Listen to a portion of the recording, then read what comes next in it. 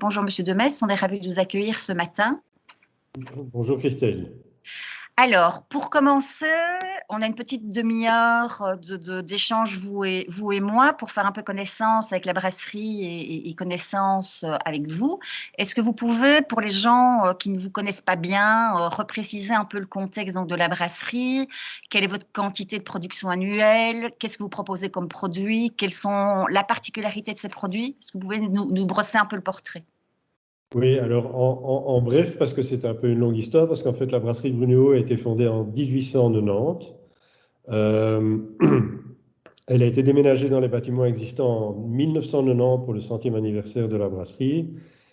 Ils sont tombés en faillite en 2006 et donc j'ai racheté la faillite en 2007, il y a donc 17 ans maintenant.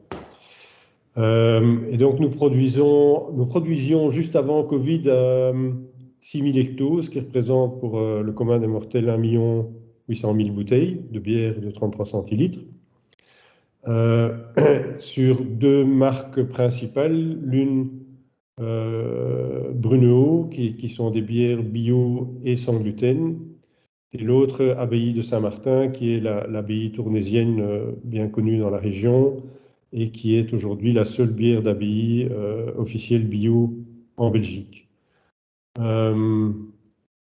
Les caractéristiques principales, c'est que nous sommes 100% bio, la brasserie ne fait que des bières biologiques.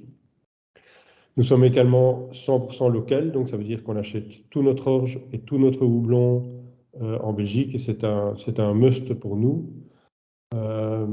Et nous avons, je pense aujourd'hui, 8 collaborateurs dans la brasserie. Ok. Est-ce que vous pouvez aussi, même si ce n'est pas vraiment le sujet, mais on a vu dans les médias la naissance de la Regenerative Beer Alliance. Est-ce que vous pouvez toucher, peut-être en toucher un mot brièvement, comme il y a une collaboration avec un fonds à impact, quelle dimension écologique il y a peut-être derrière cette alliance et peut-être préciser le contexte? Alors le contexte, il est d'abord économique. C'est un secret pour personne que la crise du Covid plus la crise de l'énergie liée à l'invasion en Ukraine pose un certain nombre de problèmes à des brasseries de petite taille telles que les nôtres. Alors plutôt que de s'enfermer dans son coin en essayant de faire le gros dos, on s'est dit tiens, mais comment est-ce qu'on pourrait sortir de cette crise par le haut?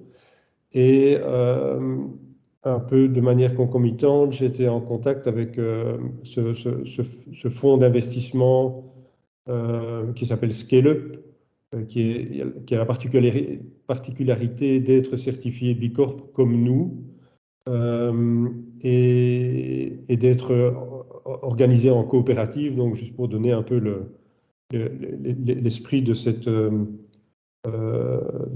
fonds d'investissement qui n'est pas du tout courant. Et donc, on a décidé d'essayer de regrouper autour de nous 2, 3, 4 brasseries qui ont les mêmes valeurs que nous, autour d'une valeur principale, qui est d'ailleurs dans le nom de la nouvelle association Regenerative Beer Alliance, qui est régénératif. C'est-à-dire que Scale Up s'est donné comme mission d'accompagner toutes les entreprises qui ont un impact sur l'agriculture régénérative en Belgique. C'est-à-dire ou bio ou non bio, mais régénérative, c'est-à-dire la protection des sols, refaire revenir des minéraux dans les sols. Et donc ça, c'est vraiment le fil d'Ariane, si vous voulez, dans les investissements qui sont faits aujourd'hui autour de nous, Scale Up. Et depuis lors, d'ailleurs, il y a un autre fonds qui est rentré dans Regenerative Beer Alliance, qui est Invest BOE, donc qui est un fonds semi-public, semi-privé, et qui nous a permis de faire rentrer dans l'Alliance, donc Léopold VII, qui est une brasserie dans la région de Huy, et Belgo Sapiens, qui est une brasserie dans la région de Nivelles. Voilà. Parfait, merci. Alors maintenant, parlons des contenants de vos bières. Je pense que la politique de Brunehaut, c'est vraiment de travailler essentiellement avec du verre consigné. Est-ce que vous pouvez nous dire ce qu'il en est vraiment et est-ce que c'est valable pour toute votre production? Alors, on travaille effectivement qu'avec des consignes. à quelques exceptions près, quand on fait des tout petits brassins de bières qui sont vieillis en fût de rhum ou de whisky, on fait des séries spéciales qui sont alors sérigraphiées sur les bouteilles, et donc c'est en verre perdu. Mais euh, tout ce qui est vendu en Belgique, dans le nord de la France et en Hollande sont consignés, c'est-à-dire que ça représente à peu près 60% de notre production. Et tout ce qui part plus loin à l'exportation, ben, ne revient pas ici pour raisons économiques et de transport. Mais donc, ça veut dire qu'on on consigne ou on réutilise à peu près 60% des contenants bouteilles et 100% des contenants fûts. Pourquoi est-ce que vous avez choisi cette stratégie? J'ai lu en fait qu'il y a quand même ces 20 dernières années une nette diminution de la consigne. Ça a été quoi pour vous la raison de ce choix? Est-ce qu'il est écologique? Est-ce qu'il est économique? Est-ce que vous pouvez un peu détailler la réflexion qu'il y a derrière? Mais la réflexion, elle est bien sûr écologique d'abord. Maintenant, comme on doit être résilient économiquement parlant, ben, ça a aussi une raison économique. C'est-à-dire qu'on essaie de diminuer le coût de nettoyage des bouteilles. Il faut savoir aussi qu'en Belgique, quand vous utilisez du verre perdu, il y a une taxe qui s'appelle l'écotaxe, qui est plus élevée que quand on utilise des consignes. Donc, tout va dans le sens pour ceux qui ont les capacités de s'acheter un équipement qui est très, très, très cher de nettoyage de bouteilles, ou de les faire laver à l'extérieur aujourd'hui, parce qu'il y a de plus en plus de possibilités de faire laver les bouteilles à l'extérieur. Il y a des centres de lavage qui sont en train de se mettre en place. Mais donc voilà, donc l'idée était, comme beaucoup de choses que j'ai fait dans la brasserie, était plutôt philosophique, écologique, et en essayant d'y associer un côté économique. C'est ça. Je pense que vous avez deux méthodes de travail pour fonctionner avec cette consigne. Une partie en interne et une partie en externe. Vous pouvez un peu nous Oui. détailler comment ça fonctionne? Donc l'installation de lavage de bouteilles qu'on a chez nous ne sait laver que des bouteilles de 33 centilitres, qui, bon an, mal an, représentent, à mon avis, à peu près 90% de notre production. Et les 10% restants sont faits laver à l'extérieur, puisque notre laveuse ne sait pas prendre les bouteilles de 75 centilitres, et était lavée auparavant en Bourgogne, parce qu'il n'y avait pas d'installation de lavage autour de chez nous. Et depuis lors, il y a une installation de lavage dans le Limbourg, il y en a une à Liège, et il y en a une qui vient de s'ouvrir dans le nord de la France, qui s'appelle Haut-la-Consigne. À Liège, c'est Bringback, et près de Hasselt, c'est Varesa.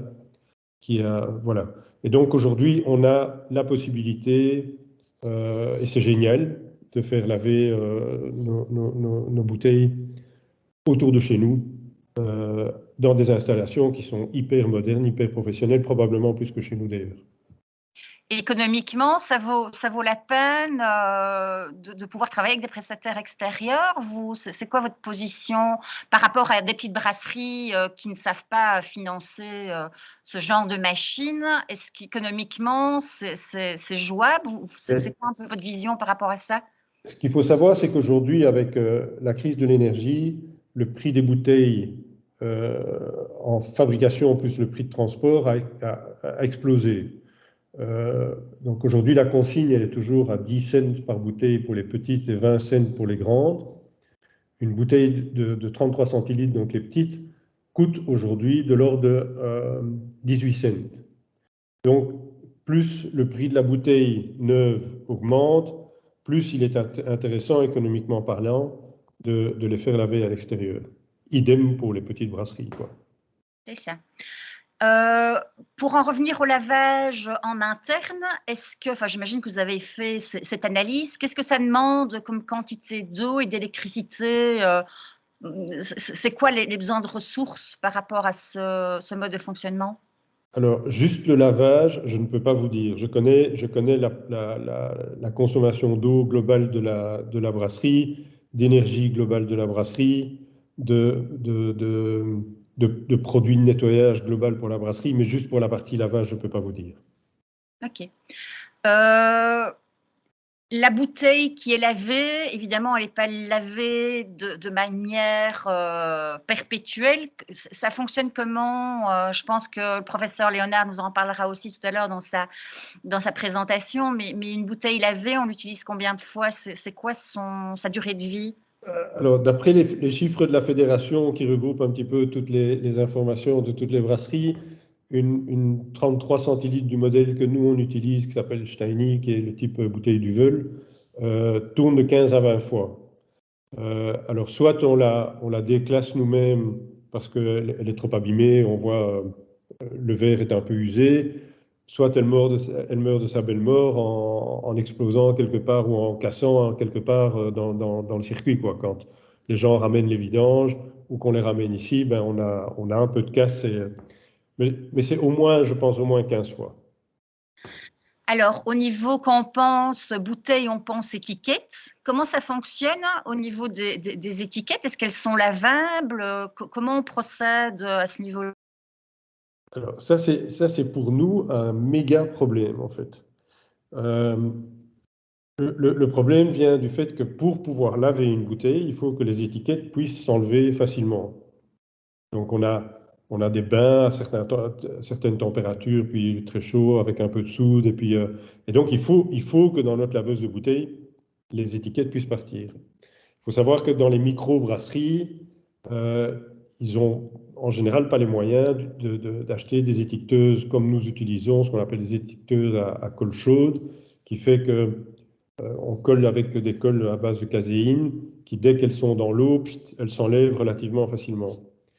Et donc le parc de bouteilles aujourd'hui est relativement pollué par des petits brasseurs, en général petits, il y en a des gros aussi, mais enfin, qui mettent sur des bouteilles des étiquettes ou des sleeves ou des trucs qui sont impossibles à enlever dans les laveuses de bouteilles. Et donc ça veut dire que nous, on rachète à des distributeurs des bouteilles de notre format avec des étiquettes autocollantes qui ne savent pas partir, donc on est obligé de les mettre à la bulle à verre et que chaque fois on perd 10 cents. Et donc actuellement la Fédération des brasseurs a demandé au pouvoir politique de sortir un arrêté royal pour interdire de mettre sur des bouteilles consignables des étiquettes qui ne s'enlèvent pas, sous peine d'amende. Parce que c'est vrai que quand on pollue un parc de bouteilles comme celui-là, ça devient ingérable pour les brasseurs. Il faut quoi comme, pour comprendre un peu, il faut quoi comme matériel pour pouvoir, c'est quoi la différence technique d'utilisation à ce niveau-là? C'est le type de colle qui est utilisé pour coller l'étiquette sur la bouteille. Je ne dois pas vous faire de dessin quand vous achetez de temps en temps un pot de confiture ou je ne sais pas, même dans les magasins bio et que vous dites tiens, le pot il est sympa, j'aimerais bien le récupérer pour le réutiliser. Vous ne savez pas enlever l'étiquette. Et quand vous savez enlever l'étiquette, on ne sait pas enlever la colle qui est sur le verre. Donc c'est exactement la même problématique, quoi. Et donc, pour avoir des étiquettes qui partent, il faut soit des étiquettes bêtement en papier avec la colle à la caséine ou un truc comme ça, soit ce qu'on trouve maintenant, ce sont des étiquettes autocollantes lavables, qui sont des étiquettes qui sont micro-perforées pour que l'eau puisse passer à travers les petits trous et passer derrière l'étiquette pour l'humidifier, ou des étiquettes autocollantes, mais qui sont extrêmement perméables. Et c'est toujours le problème, en fait, de passer derrière l'étiquette pour que l'eau puisse décoller l'étiquette. C'est un peu technique, hein, je suis désolé. Mais... Oui, non, mais je pense que c'est important de se rendre compte que il faut élargir la vision et que la bouteille c'est une chose, mais qu'il y a d'autres éléments qui rentrent en compte et on l'oublie aussi parfois. Il y a un grand débat qu'on voit ou qu'on entend au niveau des canettes. Je pense qu'elles rentrent de plus en plus, elles se répandent de plus en plus dans l'univers brassicole. J'ai lu d'ailleurs qu'elles représentaient plus de 90% des ventes. Bon, on parle des États-Unis, évidemment, on est sans doute dans une autre culture. Mais quelle est votre position par rapport à ça? Est-ce que vous pensez que la Belgique prend aussi cette direction? Et vous, votre position au niveau de Bruneo par rapport à cette transformation de contenants? Alors, c'est aussi un sujet complexe qui n'est ni blanc ni noir. Si on regarde de manière purement qualitative pour le produit, la canette alu est une meilleure solution que la bouteille verre, surtout pour les bières qui sont assez fort houblonnées, parce que le houblon est extrêmement sensible à la lumière. Et donc, les bières type IPA, IPA, gardent beaucoup mieux dans des canettes que dans des bouteilles. D'autre part, l'aluminium est recyclable à 100%, un nombre indéfini de fois, ce qui n'est pas le cas pour le verre. Donc, en principe, j'en oublie un, c'est que quand on parle d'écologie, la canette pèse un poids ridicule par rapport à la bouteille en verre. Donc, ça veut dire que quand on doit transporter de la bière, c'est beaucoup plus écologique de la transporter dans des canettes que dans des bouteilles en verre. Ça, c'est pour la théorie. La pratique, c'est que malheureusement, les canettes sont recyclables, mais ne sont pas recyclées, ou elles sont en toute petite partie recyclées, puisque la grande partie, on les retrouve dans les caniveaux et au bord des routes, et que c'est une catastrophe environnementale, et que donc, pour le moment, on est au gouvernement en train de regarder pour mettre une caution sur la canette qui risque probablement d'arranger quand même sérieusement le problème, parce qu'il y a des gens qui vont aller ramasser des canettes pour essayer de gagner un peu d'argent. Et donc, et le dernier point, c'est que la Belgique étant le pays traditionnel de la bière traditionnelle, est extrêmement réticent philosophiquement à mettre de la bonne bière dans des canettes. Ce que je comprends un peu, c'est comme si on mettait du champagne dans des canettes, quoi. Et en plus, techniquement, pour les petites brasseries telles que nous qui faisons des bières de haute fermentation refermentées en bouteilles, le contenant n'est pas assez solide pour refermenter les bouteilles. Donc, on doit mettre des bières qui sont ce qu'on appelle saturées, donc qui ne refermentent pas dans la bouteille, dans des canettes. Donc, je ne vais pas dire que ce sont des bières de moindre qualité, mais en tout cas qui sont pas tout à fait dans la tradition de la brasserie artisanale belge. Ceci n'empêche qu'il y a des brasseurs belges qui mettent leur bière en canette pour les vendre dans les pays où ça se vend en canette, dont les États-Unis, quoi. Et vous, au niveau de Bicorp, vous n'avez pas pardon, au niveau de Bruneo, vous n'avez pas à l'heure actuelle de canette. Enfin, vous êtes dans quelle projection par rapport à ça? Au niveau de Bruneo, nous n'avons pas de canette, mais comme on vient de s'associer avec, comme je disais, une brasserie qui s'appelle Belgo Sapiens, Belgo Sapiens a une ligne de mise en canette qu'on va probablement utiliser pour les pays dans lesquels la bière en canette est populaire, quoi. C'est ça. Comme l'Italie, un petit peu la France, mais qui sont des pays à moindre culture brassicole que chez nous. Donc, vous êtes certifié Bicorp depuis 2021. Ça veut donc dire qu'il y a d'autres aspects écologiques qui sont évidemment pris en compte dans votre entreprise. Bruneo a dû se confronter aux 5 piliers de certification pour avoir ce label. Est-ce qu'on peut parler du premier pilier qui est le pilier planète? Vous expliquer un peu en quoi il correspond, comment il s'adapte chez vous, parce que je pense que c'est celui qui est le plus abouti au niveau de votre entreprise actuellement. Ouais, je ne suis pas sûr que ce soit celui qui soit le plus abouti, parce que on a toujours une empreinte CO2 importante, parce que dans les énergies qu'on utilise, il y en a une où on a plus ou moins réglé le truc qui est l'électricité, où on a 350 panneaux solaires sur la toiture qui fournissent 75% de notre électricité. Mais par contre, il y a toujours le fuel. Et le fuel, je ne sais pas trop aujourd'hui comment on va pouvoir un jour le remplacer, mais bon, voilà, ça c'est... donc, on a fait beaucoup d'efforts pour la planète. On a, comme je disais, donc on a 75% de notre électricité est produite par nos panneaux solaires. On essaye d'être une brasserie zéro déchet, ça veut dire que Par exemple, nos drèches sont utilisées pour trois trucs différents. On fait du compost bio par lombricompostage avec une partie des drèches, la partie la plus importante. On produit des crackers pour l'apéro à partir d'une petite partie de nos drèches. C'est plutôt pour le fun. Et on a un projet de développement en cours avec Bioplanète, qui est une filiale de Colruyt, pour produire des burgers vegan à partir de 30% de nos drèches. Une partie de notre levure part en alimentation pour source de vitamines dans des élevages de poulets bio. Et tout le reste, c'est-à-dire le trub, les levures qui restent, tout ça part en biométhanisation. Donc aujourd'hui, on a quasiment comme rejet plus que les eaux de lavage des équipements. Et voilà, et c'est top, quoi. Il y a un deuxième pilier qui est le pilier communauté, qui tient compte notamment de la chaîne d'approvisionnement. Vous en avez parlé tout à l'heure en disant que vous consommiez des ressources premières locales.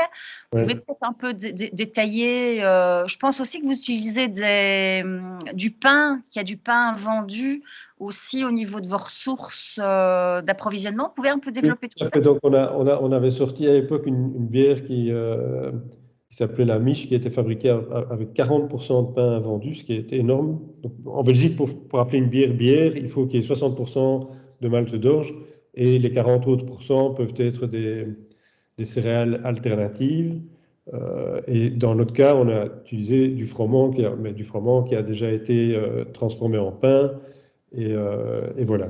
Et sinon, chez Léopold 7, qui est aussi membre de RBA, leur Léopold 7 classique est faite avec 10% de pain invendu également. Alors, le plus important, je pense, c'est au niveau des approvisionnements.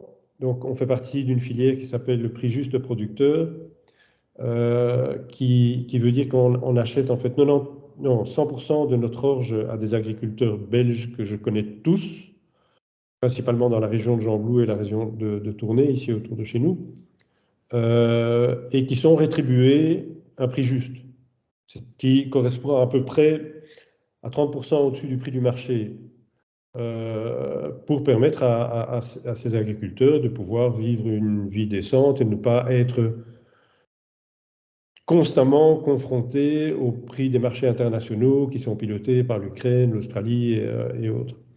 Donc voilà, donc ça c'est vraiment un engagement que nous avons en tant que Brunuo par rapport à la communauté.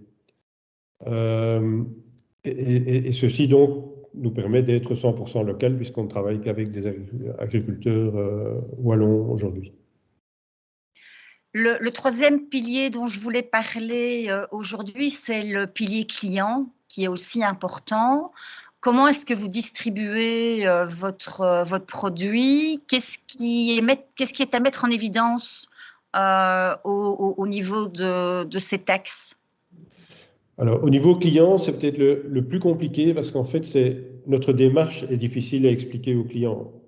Parce qu'on n'a que sur nos bouteilles une étiquette.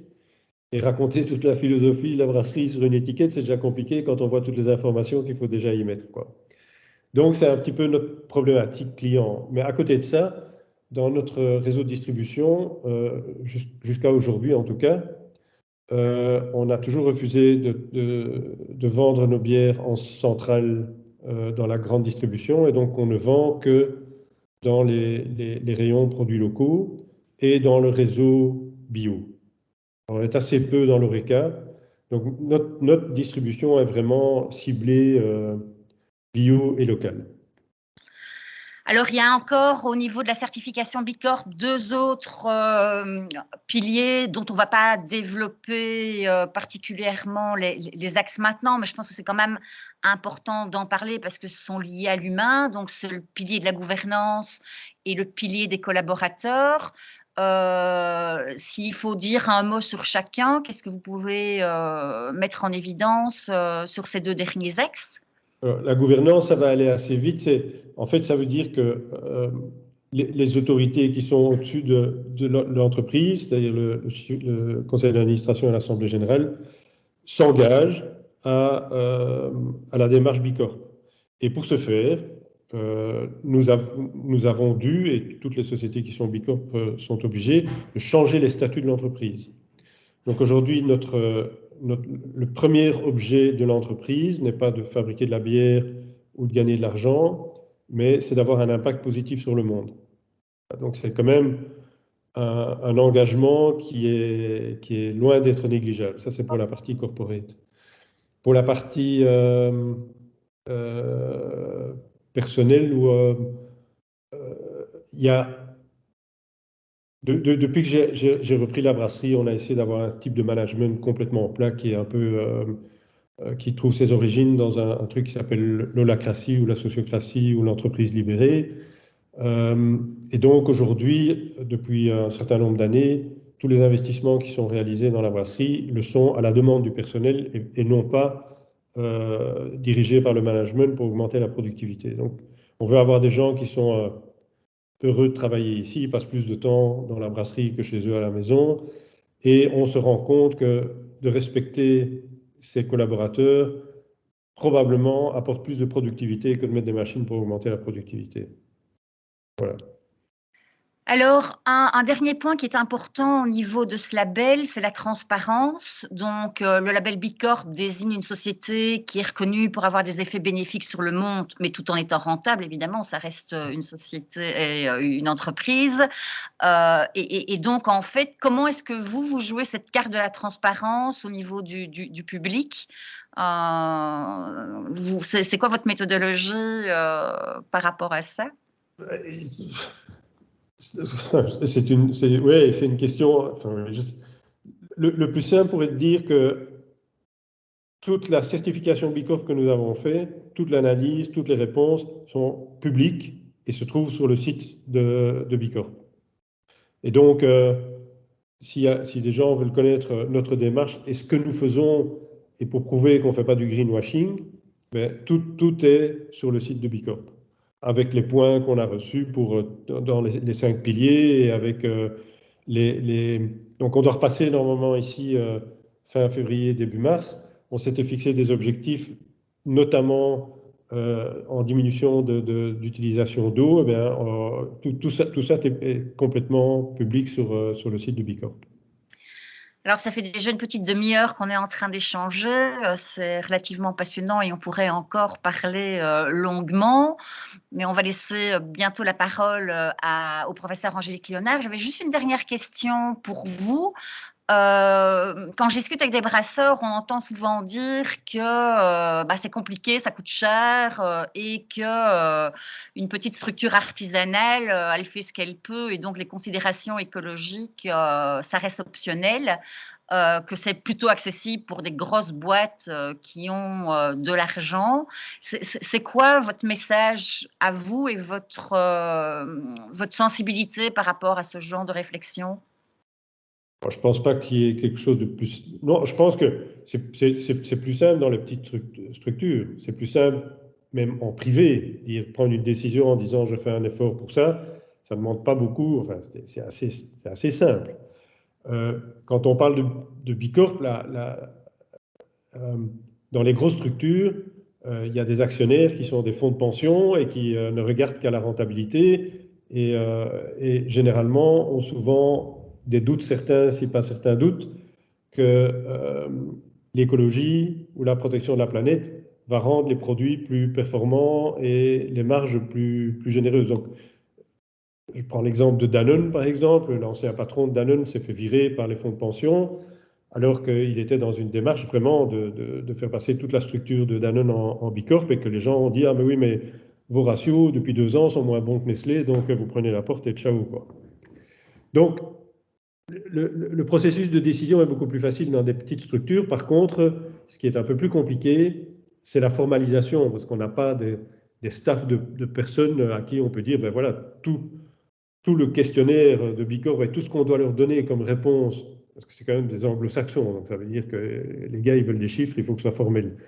Donc mettre tout ça en place, c'était un peu plus compliqué de dégager les ressources. Alors nous, on a eu de la chance dans la malchance, c'est qu'on a rentré notre dossier Bicorp pendant le Covid, et que pendant le Covid, on n'avait pas trop de boulot. Et donc, ça nous a permis voilà, de pouvoir dégager du temps et de l'énergie pour cette certification. Voilà. Bien, merci beaucoup pour toutes ces informations vraiment très intéressantes. Je vais donner la parole maintenant au professeur Angélique Léonard, qui doit nous parler du cycle de vie des contenants et puis qui rebondira aussi sur d'autres aspects écologiques mis en évidence par Monsieur de Metz. Je vous rappelle d'ouvrir votre micro et moi je vais fermer le mien. Bonjour Madame Léonard, je vous laisse la parole pour une bonne petite demi-heure. À tout à l'heure. Bonjour, merci. Vous voyez bien mon PowerPoint? Tout à fait. Oui. Parfait, merci. Donc voilà, je vais prendre la suite pour vous parler un petit peu d'analyse de cycle de vie. Mais voilà, plus largement, pour poser un petit peu le contexte, hein, on vient de parler voilà, du cas de la brasserie Bruno, où on voit que beaucoup d'efforts sont faits pour penser notamment le processus de production, l'approvisionnement, etc., mais également l'embouteillage. Et donc, ce que l'on va voir, c'est comment on peut utiliser l'analyse de cycle de vie pour objectiver ces impacts environnementaux. Mais au-delà même d'objectiver l'impact environnemental, il faut savoir que l'ACV peut être également, ou je dirais ACV, c'est plus court qu'analyse de cycle de vie, l'ACV peut aussi être utilisé pour finalement communiquer de manière objective sur les performances d'un produit. Vous voyez sur la droite ce qu'on appelle une EPD dans le jargon, donc si je traduis en français, une déclaration environnementale produit. Ce sont des labels de type 3, j'en parlerai un tout petit peu de la présentation, qui reposent sur une ACV et qui donc permettent vraiment de communiquer vers le grand public les impacts environnementaux, donc les performances environnementales associées à un produit. Alors, d'abord un petit préambule parce que on entend beaucoup parler d'analyse de cycle de vie, on parle beaucoup également de bilan carbone, etc. Et donc, je pensais que c'était important de cadrer et de reposer un petit peu les choses pour les gens qui ne sont pas forcément des spécialistes du domaine. Alors très clairement aujourd'hui, enfin dans la presse, on voit une certaine obsession autour de la réduction des émissions de CO2. Alors j'ai mis un CO2 équivalent. Pourquoi? Parce que quand on parle en fait d'émissions de CO2, on devrait parler d'émissions de gaz à effet de serre globalisées. On sort de la COP 28. Alors c'est vrai que les projecteurs sont braqués sur les gaz à effet de serre au sens large. Mais c'est vrai qu'il y a un risque, si on ne se focalise que sur les émissions de gaz à effet de serre, on peut passer à côté d'autres indicateurs d'impact qui, eux aussi, finalement, sont importants. Alors, si d'abord je garde juste ce volet CO2 et gaz à effet de serre, il y a quand même beaucoup de confusion pour l'instant et donc certains confondent un bilan carbone d'un produit. Hein, parfois, on nous demande, ah oui, quelle est l'empreinte carbone de mon produit avec le bilan carbone, je dirais, à la française, qui a été développé à l'époque à l'ADEME sous l'impulsion de Jean-Marc Jancovici, hein, que beaucoup d'entre vous connaissent. Et donc aujourd'hui, il y a cette marque bilan carbone et dans les faits, ce n'est rien d'autre qu'un bilan des émissions des gaz à effet de serre, mais à la base, ça a été plutôt développé dans le cadre des activités d'une organisation ou d'un territoire. Et ce n'est pas du tout une approche initialement qui a été développée sur un produit, comme par exemple évaluer l'impact environnemental lié à la production, à l'embouteillage de bière, par exemple. Et quand cette méthode-là a été développée, c'est toujours le cas aujourd'hui dans l'approche habituelle, c'est vraiment dans le but pour une entreprise de voir où elle en est par rapport à ses émissions de gaz à effet de serre et pour mettre en place la stratégie interne d'amélioration. Et donc, ce ne sont pas des chiffres absolus à comparer d'une entreprise à une autre entreprise, c'est vraiment fait pour de l'amélioration interne de ses propres performances. Alors, c'est là qu'arrive un petit peu de confusion parce que c'est vrai que quand on parle de méthode bilan carbone, suite à d'autres méthodes qui se sont développées plus au niveau international comme le Greenhouse Gas Protocol par exemple, on a vu apparaître cette notion de scope. Et donc souvent les industriels nous parlent oui, des émissions de leur scope 1, de leur scope 2, de leur scope 3 et parfois certaines stratégies d'amélioration ou de réduction du bilan de gaz à effet de serre ne se portent que sur le scope 1. Alors ça veut dire quoi le scope 1? Ça va être toutes les émissions qui sont associées au mode soit de production d'énergie ou au mode de transport, au moyen de transport, dont l'entreprise est propriétaire. Donc, si l'entreprise achète du gaz et qu'elle brûle ce gaz, on va dire, au sein de l'entreprise et que donc les chaudières appartiennent à l'entreprise, les émissions de CO2, elles vont être dans le scope 1. Même chose, s'il y a une production d'électricité sur site, ce sera dans le scope 1. Par contre, les achats d'énergie vont être dans le scope 2. Et même chose pour les véhicules. Si on a des véhicules qui sont propriété de l'entreprise, les émissions vont être liées au scope 1. Si maintenant c'est du leasing, etc., ça va être dans le scope 2. Donc déjà là, ça peut poser un petit peu, ou en tout cas des soucis de compréhension hein, quand on parle scope 1, scope 2, scope 3. Et finalement, ce n'est pas vraiment la même approche que l'on va voir dans une ACV.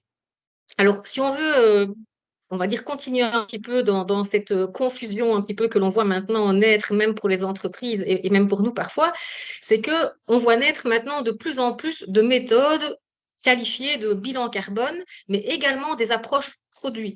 Et donc, il y a un standard ISO, qui est l'ISO 14067, qui va être d'ailleurs révisé l'an prochain, qui porte spécifiquement sur l'empreinte carbone des produits, mais qui va suivre une approche au cycle de vie comme celle que je vais vous expliquer juste après.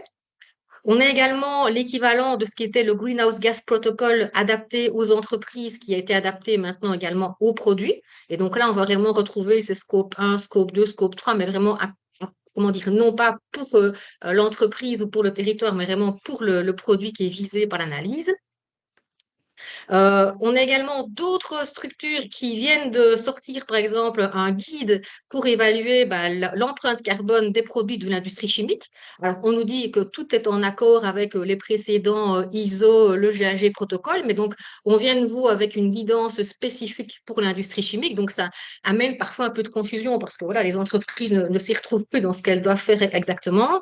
Et cerise sur le gâteau, il y a maintenant 2-3 ans, est arrivée également la notion d'échelle de performance CO2, ça vient des Pays-Bas, et la région Wallonne a intégré cette échelle de performance dans le cadre de certains marchés publics de démonstration, où l'idée, c'est que dans le cadre de marchés publics, il y ait des points supplémentaires qui puissent être accordés aux entreprises soumissionnaires dans le cas où elles ont fait leur évaluation et où elles se situent à un certain niveau sur cette fameuse échelle. Et donc, au plus on va se situer haut dans l'échelle, au plus ça veut dire que l'entreprise aura mis en place notamment le processus de comptabilisation carbone au sein de l'entreprise, etc. Et a mis en place des actions de sensibilisation, de réduction, etc. Et donc, rien que ça, en soi, c'est de nouveau une méthodologie un petit peu parallèle qui ressemble aux autres, mais qui vient s'additionner et qui crée de la confusion dans le système. Alors, vous allez me dire, et l'analyse de cycle de vie dans tout ça? Alors, nous, on considère que, comme je l'ai déjà introduit précédemment, adopter une approche multicritère, c'est essentiel. Et donc, on sait, par exemple, en termes de limites planétaires, qu'il n'y a pas que les aspects changement climatique qui sont importants, mais également ce qui a trait aux substances eutrophisantes, ce qui a trait à la destruction de la couche d'ozone, ce qui a trait à la production d'ozone, à l'acidification, etc.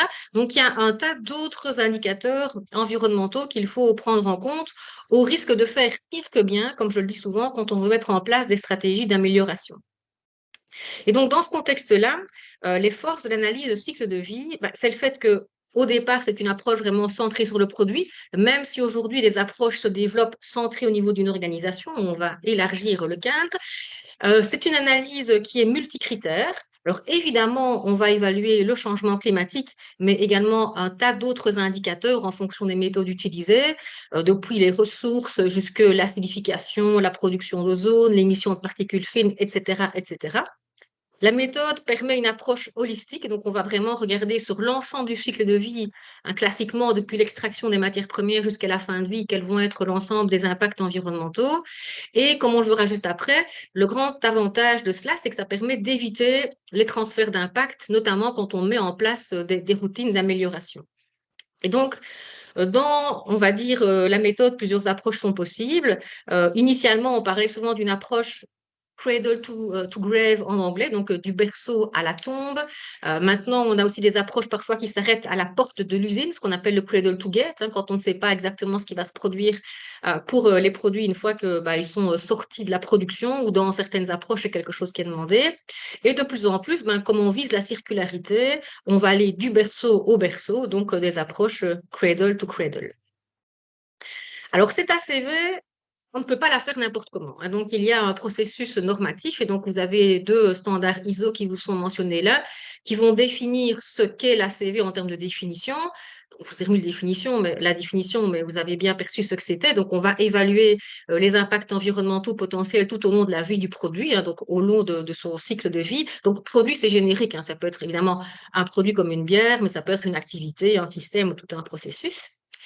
Et ce que l'on va faire dans cette, comment dire, dans cette méthodologie, c'est donc arriver donc à quantifier ces divers impacts sur l'environnement. Alors, on va dire que ça, c'est la méthodologie, on va dire, qui est décrite de manière globale dans les ISO. Je vous montrerai, il y a 4 étapes au travers desquelles on doit passer pour faire une ACV. Mais il y a également des guidances un peu plus détaillées. Donc, au niveau européen, notamment, le Joint Research Center a édité un livre de référence qui permet de faire en sorte que les ACV menés au niveau européen soient, on va dire, harmonisés. Et dans certains secteurs, on a même encore des guidances beaucoup plus détaillées au travers de ce qu'on appelle des règles de catégorie de produits, notamment dans le secteur de la construction. Mais voilà, c'est vraiment des niveaux de détail beaucoup plus, on va dire, en lien avec la communication environnementale pour ceux qui sont intéressés. On peut en reparler plus. Et donc, finalement, quel est l'intérêt de mener une ACV? Nous, on dit souvent qu'il y a 2 approches. Donc, quand on veut mener une ACV, ça peut être parce que on veut savoir où on en est. Donc, c'est vraiment une vision diagnostique, comme on l'appelle, et on va vraiment obtenir une photographie des impacts environnementaux de son produit, de son processus. Et une fois qu'on a ces impacts qui ont été évalués de manière objective, quantitative, ça peut évidemment mener à de la communication environnementale et donc typiquement les fameuses EPD dont je vous parlais, comme ici à l'exemple de la bière Carlsberg. Alors, l'autre approche, et ça évidemment on le sait assez rapidement, une fois que l'on sait où sont les impacts environnementaux, la tendance évidemment c'est d'essayer de s'améliorer. Et donc on peut partir de résultats d'ACV dans une démarche plutôt d'éco-conception, dans le but d'améliorer son processus sur base de ce qui a été finalement mis à jour dans le cadre de l'analyse. Même plus loin que ça, on peut même s'en servir dans le contexte de la conception d'un nouveau produit, on va dire à partir de rien. Donc, dans la phase vraiment de toute première conception du produit, on peut théoriquement par des ACV déjà comparer soit différentes matières premières, différentes alternatives en termes de matières premières, des alternatives en matière de mix énergétique, des alternatives en matière d'opération au niveau de la production, etc. Et donc, de plus en plus, c'est une méthode qui est utilisée en support au processus de recherche-développement, notamment dans des projets de pôle, que ce soit le pôle Greenwind, le pôle Mécatech, etc. On va vraiment accompagner les entreprises dans le cadre de développement de nouveaux produits pour vraiment être sûr de minimiser l'impact sur l'environnement de ce qui est développé. Et donc, ce que je vous disais, c'est que grâce à cela et à l'ACV, on va vraiment éviter ce qu'on appelle les transferts d'impact. Et donc, imaginons que un ingénieur ou quelqu'un du process ait une bonne idée qui permettrait, par exemple, de réduire un impact environnemental particulier sur la phase d'utilisation d'un produit. Et il ne faudrait pas que dans le même temps, cette réduction ait pour conséquence l'augmentation du même indicateur d'autres endroits du cycle de vie. Sinon, quelque part, on perd le bénéfice de l'amélioration. Donc ça, vraiment, on peut éviter les transferts d'impact au sein même du cycle de vie. Ou alors, ce qu'on peut faire, c'est éviter des transferts d'impact entre indicateurs environnementaux, donc entre catégories d'impact. Donc, c'est illustré ici sur la droite. Imaginons qu'on trouve une solution qui permet de réduire les émissions de gaz à effet de serre, qui réduisent la consommation d'énergie non renouvelable. Si dans le même temps, on a d'autres indicateurs globalement qui augmentent, on est aussi passé à côté de l'objectif. Et donc, le fait d'avoir toujours cette vision globale, multi-critères, multi-étapes, ça permet vraiment d'éviter ces transferts d'impact quand on met en place des modifications sur un processus industriel.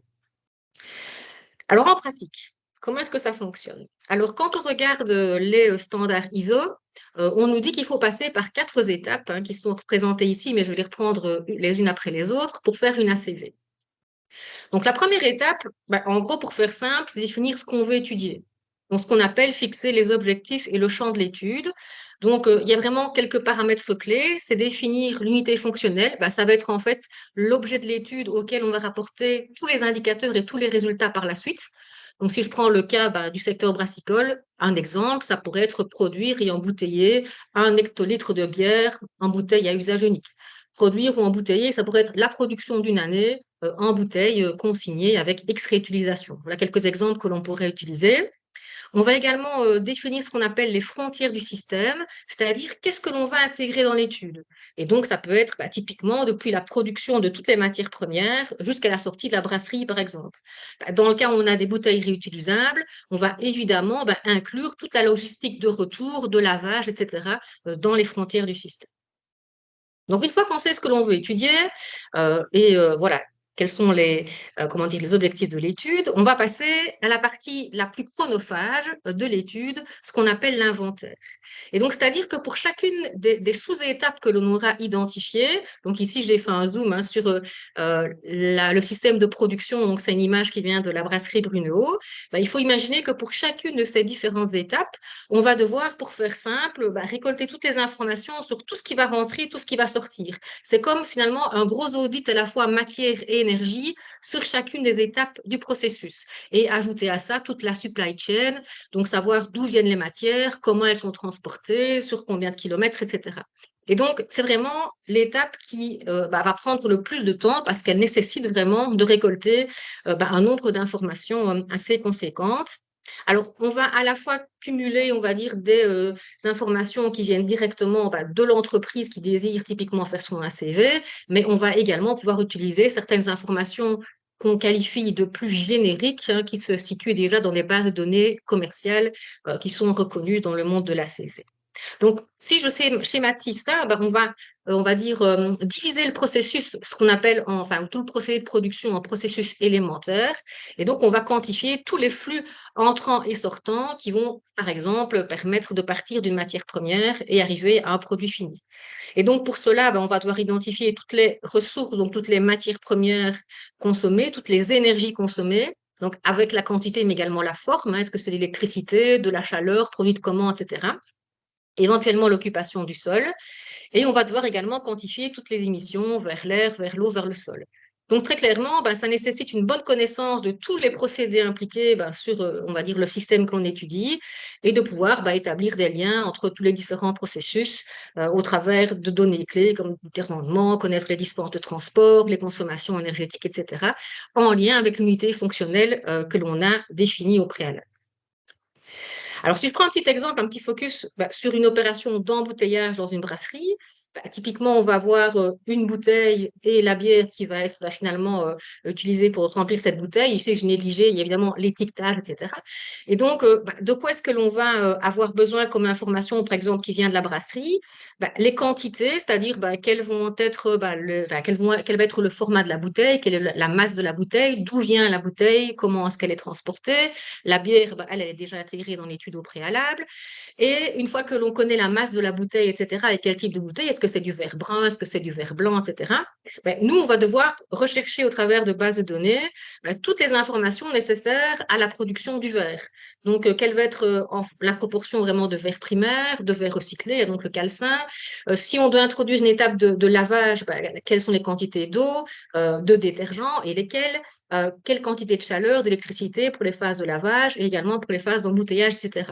Donc, vous voyez, en vert, ce sont des données qui vont venir à la fois en vert plutôt, ce sont des données qu'on va récupérer dans les bases de données. On ne va pas remodéliser la production de verre, ça a déjà été fait. On ne va pas remodéliser la production de chaleur, ça a déjà été fait. Mais par contre, on a besoin de l'entreprise pour obtenir les données spécifiques. Donc, par exemple, quelle est l'électricité consommée par l'embouteilleuse, quelle est la quantité de chaleur utilisée par l'unité de lavage, dans le cas unité de lavage sur site, etc.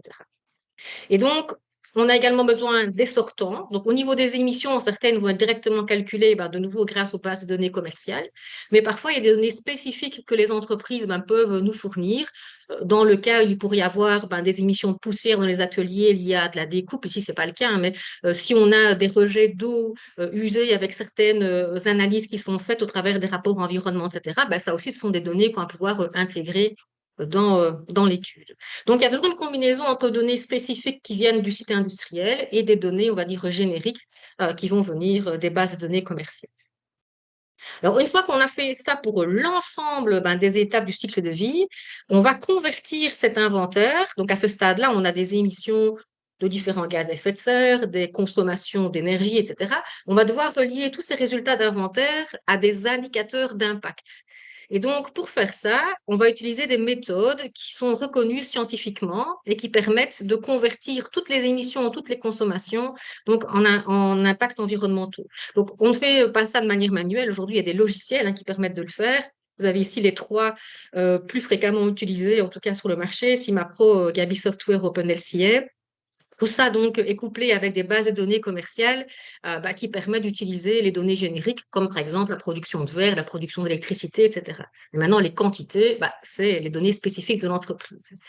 Et donc, en gros, ce que le logiciel va faire, c'est faire un espèce de fléchage. Donc, chaque substance émise ou consommée va être reliée à un indicateur d'impact et on va avoir une phase qui s'appelle l'étape de caractérisation qui va permettre de convertir toutes les substances qui contribuent à un même impact en une unité équivalente.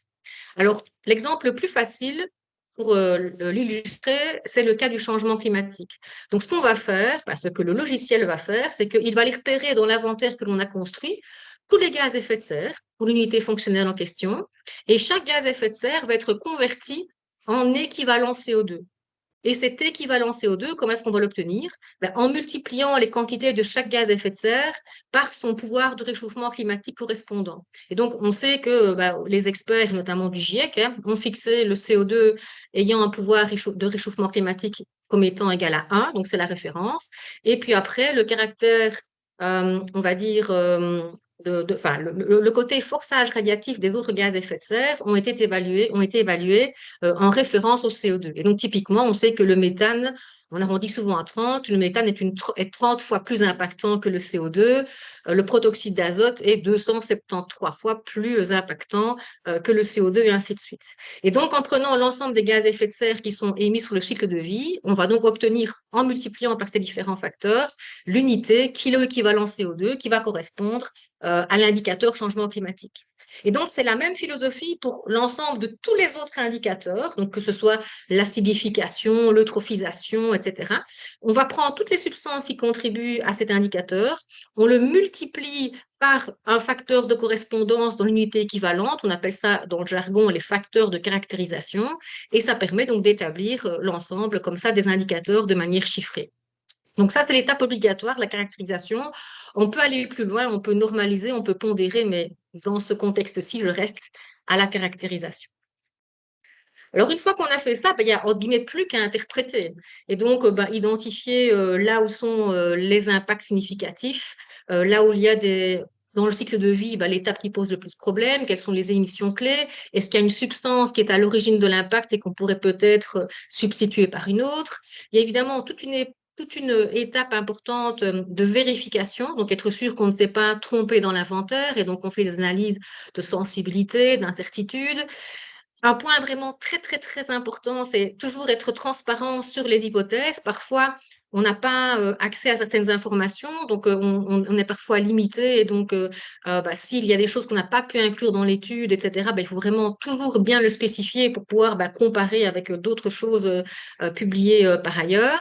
Et au final, on va généralement proposer des conclusions, recommandations par rapport aux résultats qui ont été obtenus, soit vraiment pour purement de la communication, mais cette fois-ci objective et donc pas du greenwashing, ou alors vraiment à des fins d'amélioration.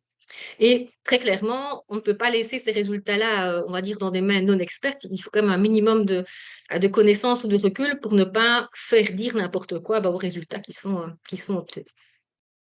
Alors, avant de passer un petit peu à la pratico-pratique du secteur, ce qui est important à rappeler, c'est que l'ACV, ça reste un outil d'aide à la décision, ce n'est pas un outil de décision, puisque très clairement, ça ne couvre que les impacts environnementaux. Et on sait que dans le monde économique, il y a également d'autres aspects qui doivent être pris en compte, les aspects opérationnels, sociaux, économiques. Il y a toujours cette notion quand même de rentabilité aujourd'hui. Un autre point clé, c'est que, évidemment, la qualité des résultats va dépendre du modèle et des données d'entrée. Et donc, disposer d'inventaires de qualité est évidemment clé. Et aujourd'hui, certains indicateurs ne sont pas encore pris en compte. Typiquement, il n'y a pas d'indicateur biodiversité, il n'y a pas d'indicateur paysage en tant que tel. Il y a bien des indicateurs sur les surfaces de sol utilisées, etc., mais pas d'impact sur la biodiversité, par exemple. Et le secteur brassicole dans tout ça, vous allez me dire. Alors, de nouveau, un petit préambule, il faut savoir qu'il y a tout un tas d'études publiées dans la littérature, donc dans différentes régions du monde, qui portent soit vraiment sur la bière en tant que telle, qui portent sur différentes possibilités de contenants qui peuvent être utilisés, etc., en comparant différentes options, etc. Et donc, très clairement, on ne sait pas généraliser. Et donc, je l'illustre avec ce petit schéma. Si on devait vous dire, ben voilà, imaginons que vous ayez le choix de transporter de la marchandise via plusieurs voies logistiques, par exemple à gauche des conteneurs via train ou à droite via camion, et si on vous demande de le faire pour être le plus responsable d'un point de vue environnemental, j'imagine que la plupart des gens vont choisir le train, en se disant, ben voilà, très clairement, le transport par train, c'est mieux. Alors, pour vous illustrer qu'il ne faut jamais généraliser en ACV, voici un petit graphe qui est extrait de la thèse de doctorat d'Angel Mercant, qui a travaillé dans mon groupe il y a quelques années, qui compare l'indicateur changement climatique pour le transport de fret entre le port d'Anvers et différentes villes qui sont situées sur le corridor ferroviaire Rhin-Alpes. Alors, je vais prendre deux exemples. Si vous prenez Strasbourg, ben là, vous vous rendez compte, donc les chiffres exprimés en pourcentage relatif, que c'est la voie du train électrique qui est la plus basse. Donc, c'est-à-dire que c'est la voie train électrique, très clairement, dans ce cas-là, qui va être le moins impactante d'un point de vue changement climatique. Et on voit qu'on est finalement à 40% de l'impact ici de la voie d'eau, typiquement. Là, nouveau aussi, on pourra en discuter. Donc, là, ça paraît assez logique, le train est la meilleure solution. Si maintenant vous allez à Cologne, eh ben, vous voyez que dans ce cas-là, la solution qui sera la moins impactante pour l'environnement, c'est un camion articulé avec une capacité de transport de 34 à 40 tonnes, avec un load factor, donc en français un facteur de charge de 85%. Ici, on avait pris 1,5 €. Et donc là, tout simplement, qu'est-ce qui se passe? Vous pouvez peut-être le pressentir. Quand on va passer la frontière belge, le train électrique il va se connecter au grid allemand, qui est beaucoup plus carboné que le grid belge. Et donc, ça va faire en sorte en fait que le ratio s'inverse et que dans ce cas-là, le train électrique est finalement moins intéressant qu'un camion qui est optimisé en termes de taux de chargement. Alors, ici, on ne parle pas des particules fines, on ne parle pas d'usure de route, mais si on fait le focus sur le changement climatique, on voit qu'en fonction des distances, des scénarios, on va avoir des résultats qui sont complètement inversés. Et donc, c'est pour ça que vous allez peut-être être déçus pour certains, mais aujourd'hui, je ne vais pas vous dire, si on parle de la brasserie, de l'embouteillage, telle solution est meilleure qu'une autre. Non, on ne peut pas être on ne peut plus généraliser, il faut vraiment être spécifique par rapport au cas que l'on étudie. Et donc, ici, ce que je vais vous montrer tout d'abord, pour donner quand même quelques pistes, c'est les résultats que l'on obtient si on fait donc une ACV, on va dire à l'étape de caractérisation, pour une bière, on va dire une pale ale classique, avec 4 à 5 degrés d'alcool. Et donc, les bases de données qui sont derrière, donc qui ont permis l'étude, viennent de la base de données Agribalis, qui est accessible de manière complètement gratuite. Et donc, ce sont des données françaises. Et donc, ce sont celles-là qui ont été, on va dire, utilisées pour former ce graphe. Alors, c'est un peu complexe, vous avez toute une série d'indicateurs environnementaux, mais ce que l'on peut voir ici, c'est uniquement la production de la bière, donc avant que l'on l'embouteille, donc avant la mise en bouteille, on peut voir que assez logiquement, vous avez certaines parties du cycle de vie qui sont impactantes. Donc, cette espèce de brun moyen, c'est l'orge. Donc, on peut voir que dans pas mal de catégories d'impact, forcément l'utilisation des sols, en partie le changement climatique, mais également d'autres indicateurs liés aux opérations agricoles, notamment l'eutrophisation, l'acidification. On voit que voilà, l'orge prend une part importante de l'impact environnemental. Si on regarde une autre partie du cycle de vie, c'est la chaleur. On sait que dans une brasserie, on a besoin à un moment donné de chaleur à différents moments sur le site de production. Donc là aussi, notamment dans le cas de la modélisation française, on a un impact assez important sur le changement climatique. Mais forcément, les résultats vont changer si votre chaleur est produite par de la biomasse, des par exemple, ou si elle est produite par du gaz. Et enfin, l'électricité aussi va avoir un impact sur différents indicateurs. Ici, comme c'est en France, il y a pas mal de nucléaire, donc on voit un indicateur on voit une part importante dans la catégorie qui est liée aux radiations ionisantes, qui est en lien avec la production d'électricité par voie nucléaire. Donc ici, voilà, c'est assez logique. On voit que sur une bière, on va dire générique, on a les matières premières qui sont impactantes et la chaleur et l'électricité nécessaires pour le process. Alors, si maintenant on ajoute le contenant, et donc pour ceux qui aiment les chiffres, sur cette bière générique, on est à 330 grammes équivalent CO2 pour le kilo de bière, ça a été modélisé en kilos. Alors, si maintenant on ajoute la bouteille, donc de nouveau, dans cette, on va dire, modélisation, c'est du verre qui était rajouté, une bouteille en verre. Pour le 1 kilo de bière, ils ont pris en compte 500 grammes de verre blanc. Et dans la production, il y a 60% de calcin, donc de verre recyclé qui est introduite. Et il y a une partie logistique au-dessus, mais qui apparaît à peine. Donc, c'est un verre, évidemment, qui n'est pas réutilisable dans ce cas-ci. C'est une bouteille à usage unique. Et donc, vous pouvez voir la part relative en rouge de la bière et la part non négligeable ici que prend la bouteille en verre blanc dans le contexte d'un usage unique.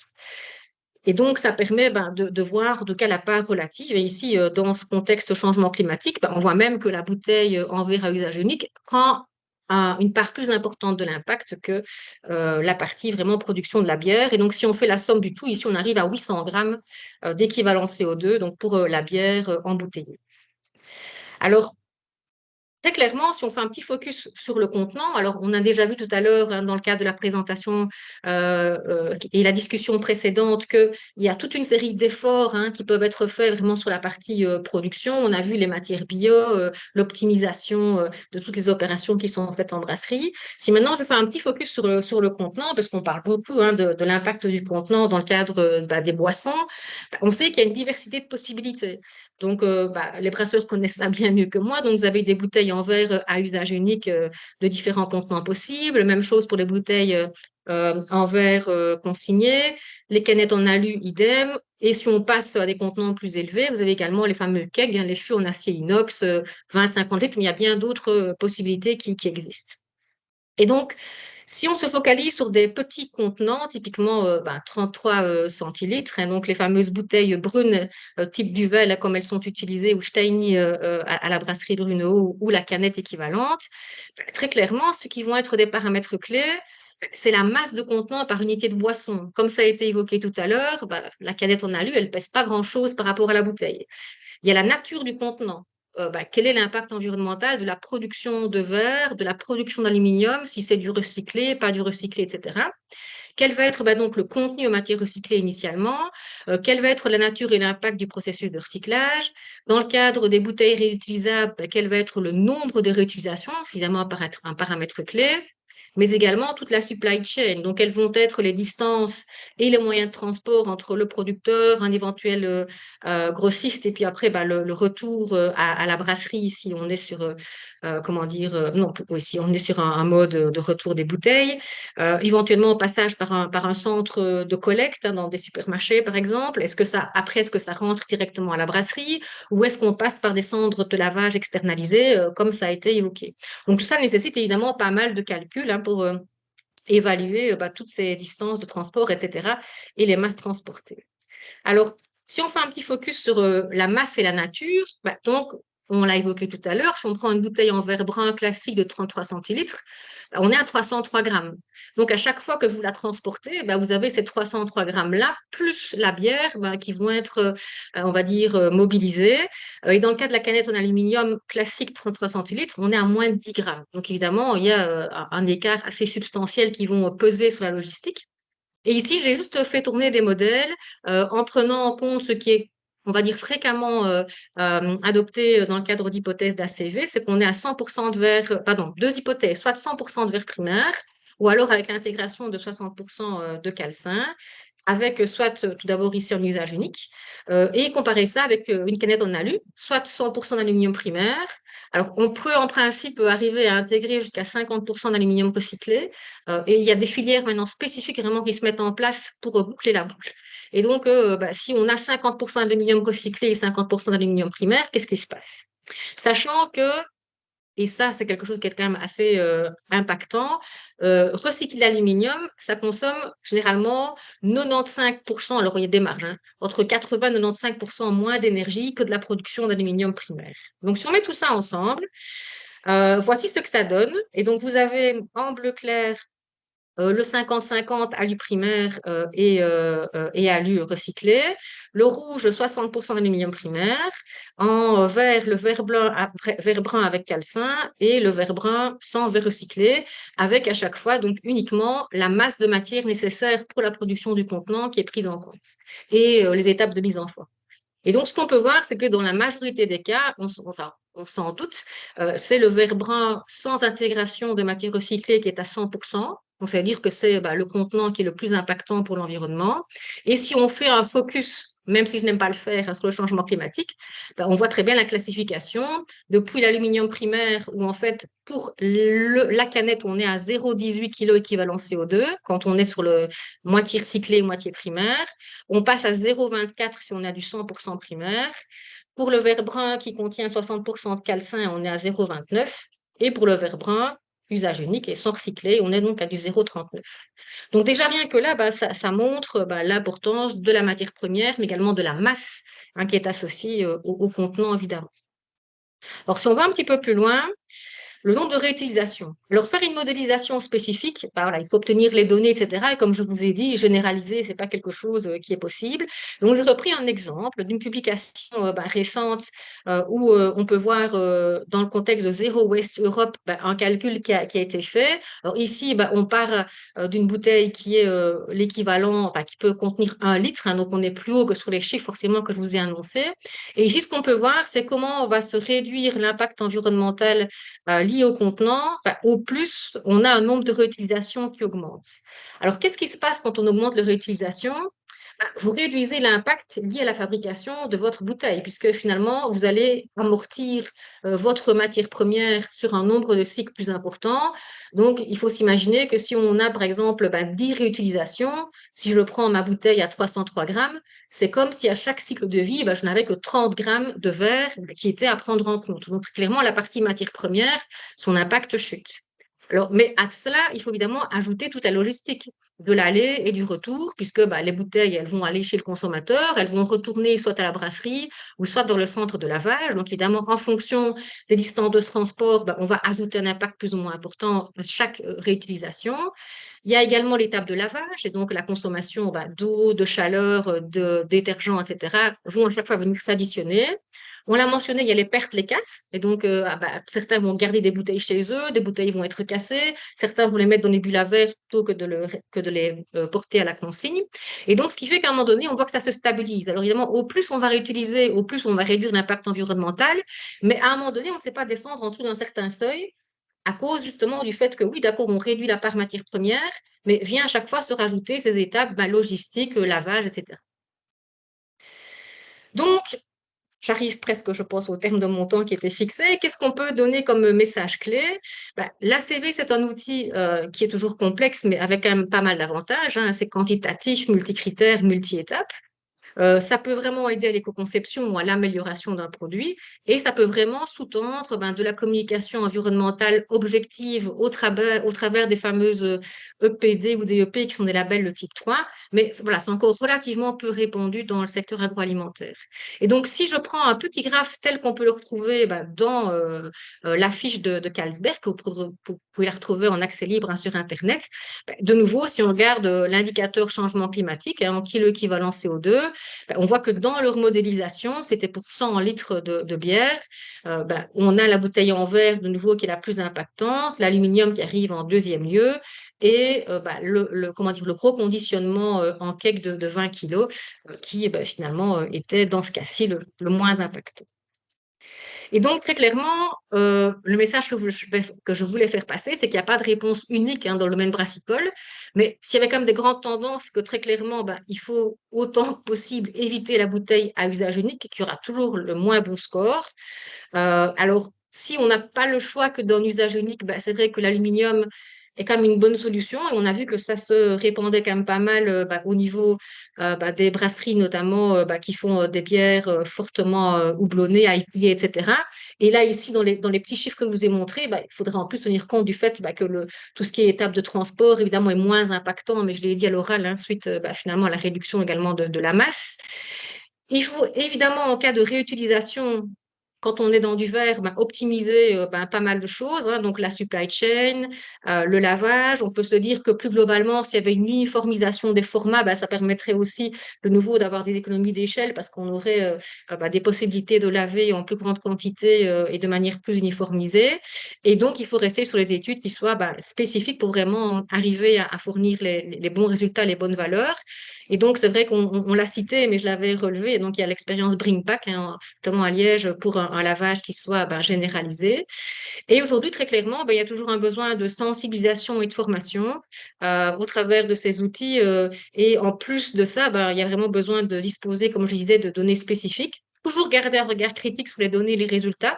Dans les études diverses et variées que je vous ai montrées, il y en a une qui est sortie qui montrait vraiment l'intérêt très très tôt de certaines bouteilles consignées, même avec très peu de réutilisation, mais des hypothèses ont été faites qui étaient vraiment très très très, on va dire, favorables, avec toute une logistique qui se ferait en véhicule électrique, etc. Et donc, il faut vraiment faire attention aux hypothèses qui sont mentionnées dans les études. Et très clairement, cette approche ACV, c'est loin d'être simpliste, hein, pouce-bouton dans un logiciel, mais toute une réflexion derrière et une collecte de données qui doit se faire. Et donc voilà, un petit focus sur l'équipe qui sera ravie de vous en dire plus à un moment donné. Vous voulez des informations. Et voilà, je vous remercie pour votre attention et les questions qui suivent.